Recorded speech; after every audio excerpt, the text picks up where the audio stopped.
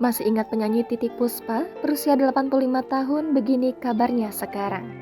Nama Titiek Puspa mungkin sudah tidak asing lagi bagi pecinta dunia hiburan di tanah air.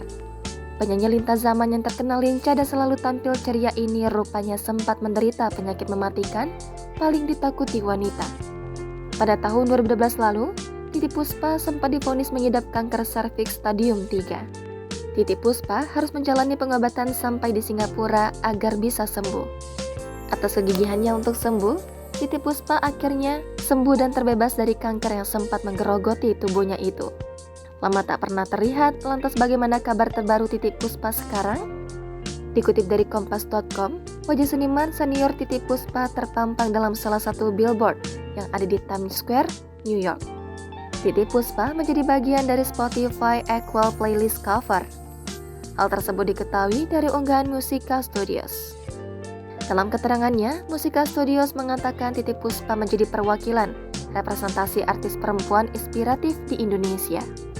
Titiek Puspa juga mengunggah kembali unggahan dari Musica Studio yang memperlihatkan wajahnya di salah satu billboard Times Square, New York. Di unggahan selanjutnya, wanita yang sudah menginjak umur 85 tahun itu mengucapkan terima kasih ke Spotify karena karya-karyanya bisa didengarkan di aplikasi streaming musik tersebut.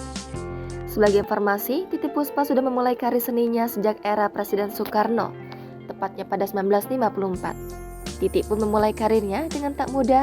Ia telah menjajal semua seni pertunjukan, mulai dari menyanyi hingga teater. Pada pertengahan 1960, Titiek Puspa sempat menjadi penyanyi tetap pada Orkes Studio Jakarta. Saat itu, Titiek Puspa banyak mendapatkan bimbingan dari Iskandar, pencipta lagu dan pemimpin orkes, dan Zainal Ardi, suaminya sendiri seorang penyiar radio Republik Indonesia Jakarta. Sebagai penyanyi yang mulai menanjak popularitasnya, Titiek belum menciptakan banyak lagu dalam albumnya. Lagu-lagunya banyak diciptakan misalnya oleh Iskandar, Mus Mualim, ada juga Weda Asmara. Barulah pada album Si Hitam dan Pita tahun 1963 yang berisi 12 lagu tiap albumnya. Semuanya adalah ciptaannya sendiri dan menjadi populer saat itu. Selain itu juga album Doa Ibu berisi 12 lagu. 11 lagu adalah ciptaannya dengan satu lagu ciptaan Mus Mualim.